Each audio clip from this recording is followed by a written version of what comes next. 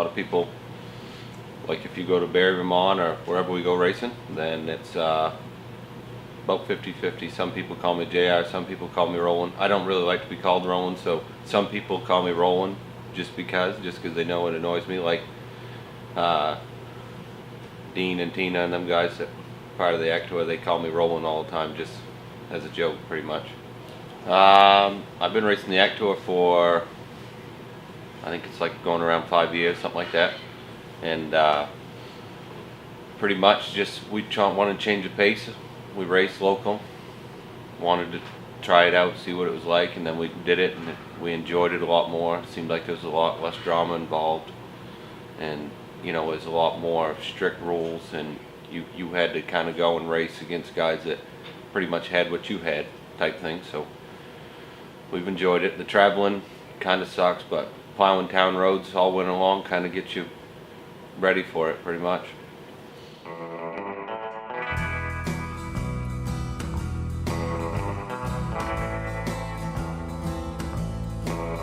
Yeah, and lobster fishes. Yeah.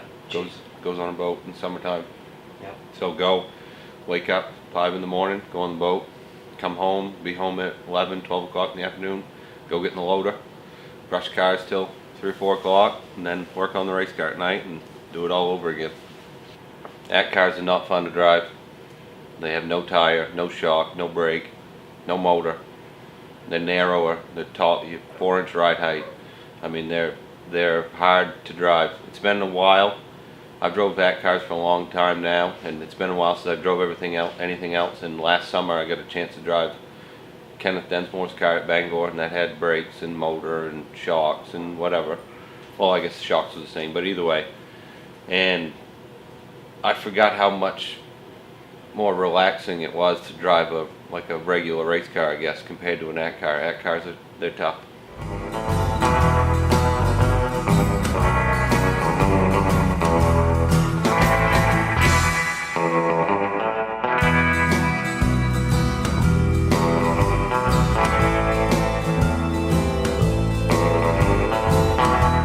Yeah, Beech Ridge is like that. Oxford's like that.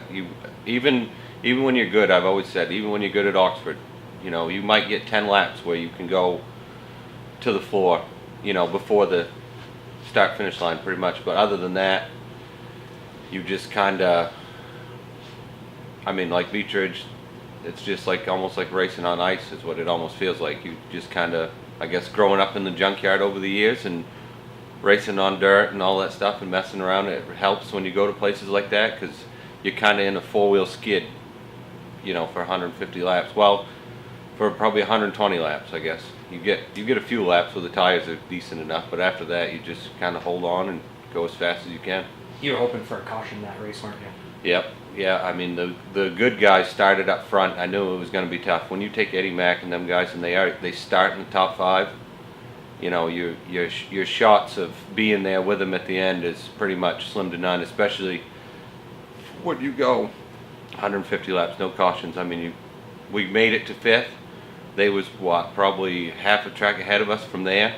You know, if we had a caution, could have at least done something. You know, I like to think that I'm one of them guys that can, you know, make the best of a situation if you only have like 4 laps to go. You know, if there's a caution, I like to think that I can make the best of what I can get out of it.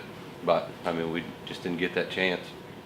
When I first went to Barrie, Vermont, we left almost in the middle of the night because every year, first race of the year, they do a car show and all that stuff, and you have to be there at 7 o'clock in the morning or whatever it is, and we went and did it. Didn't even know what I was getting myself into.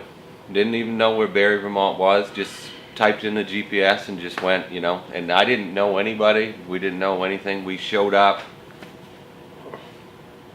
we unloaded the car for the car show. I sent one guy, we never even see the racetrack at that point, never been there.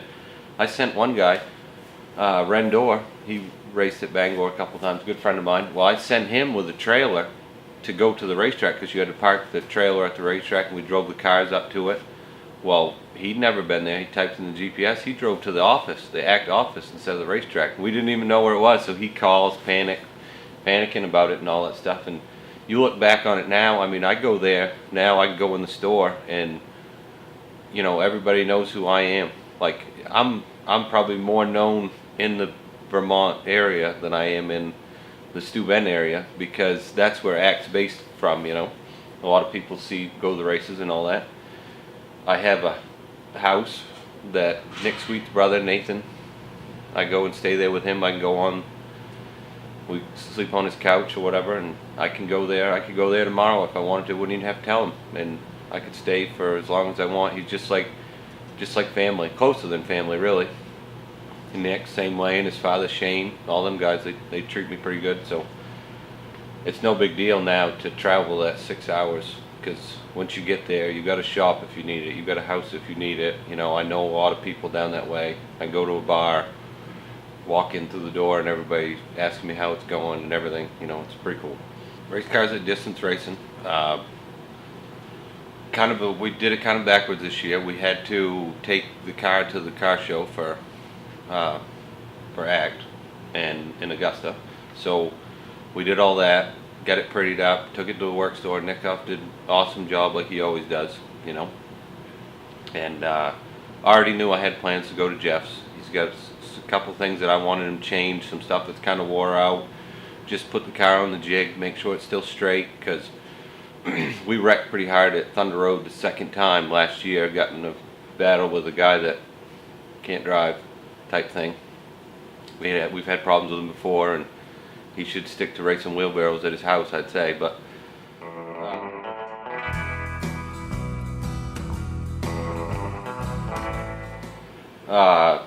anyway, we end up ripping the right front off. Them guys, Nick Sweet, I always park next to him when we go racing. You know, like I said before, there's nobody better in the world than them guys. But anyway, we got it together. So yeah, so we took it to the show, brought it back, and then I took it back apart, and then put it in the trailer. Took it to Jeff's. I don't think it's in the shop right now. I think he's so busy. He told me, I called him a couple weeks ago, and he said, just put the trailer in the dooryard, and when the jig's open, I'll put it on the jig. But I can't tell you when that's going to be, because I think he's built I don't know how many cars he's had ordered this year, but it's a lot. So he's just going to do few things and then bring it back. We're going to put the motor back in it and probably take it back down to him. Him and I usually try to set it up, him and I and Ben or whatever, and set it up for the first race and get me on the right path, and then I usually try to take it from there. Also known as Casper and Fame. Yep, and Sarge helps quite a bit. Sarge puts money in when he can or whatever. If we need we bought radios this year. He helped me pay for them, but he's paid for a lot of stuff. You know, if he's got a few dollars and we need some $200 thing that's going to make life easier, he doesn't mind either splitting it with me, or he's always texting me and saying, we should buy this, I'll give you half the money. We bought a lot of stuff that way over the years. Him and I have. And then we got my mother and father. They wouldn't miss a race. You know, my mother doesn't like to watch the races, but she goes. She won't watch practice. She's all against all that. And the race, I don't think she really watches the race really either, but she's there. So in case something happens, I guess she does a great job. If I pull in, like say we go to Beach Ridge, for instance, we always try to take our tie attempts right off the racetrack. And they pit Actor, like we've always pitted way down at the end. You know, when you're talking a long ways and you have to ride down that dirt road that they water it down all day long, which is good to keep the dust down, but you can't get really good tie attempts. So when you come off the racetrack, you know, when you drive off turn 2, and then my mother's we've done it for as many years as we've gone to Beach Ridge. It's always right on the right there, right by this pad, by these street stocks or whatever it is, and she's always right there. You can count on her every time. So she's good as far as that goes, but watching the races, she's pretty much against all that. When I started racing ACT, Oxford was one of our strong suits, and then there for a while we didn't really do that good. Well, I'm one of them people, I can't help but I can't go to the racetrack twice with the same thing kind of thing, because I mean you get tired of finishing 5th, I guess, so you try to find that little extra. Well, usually what happens is instead of finishing 5th, we finish like 15th, because we usually go the wrong way or whatever. But I think that we've done better at Oxford recently. I finished second there. One of the not the last time I raced there, but one of the last times I raced there, and ran in top 10 the second time, I think, like 250 weekend or whatever it was. But I definitely look forward to that. I'm hoping that I can get some sponsors out there like Chris Keeley from Ames Recycling and stuff like that, where it's the closest race for us. You know, try to get them guys out the wheelhouse. You know, Lewis and Mickey and them guys, and see if I can get as many people as I can. Reckner Painting, Jason Reckner, and all them. See if I can get them to come out and support us.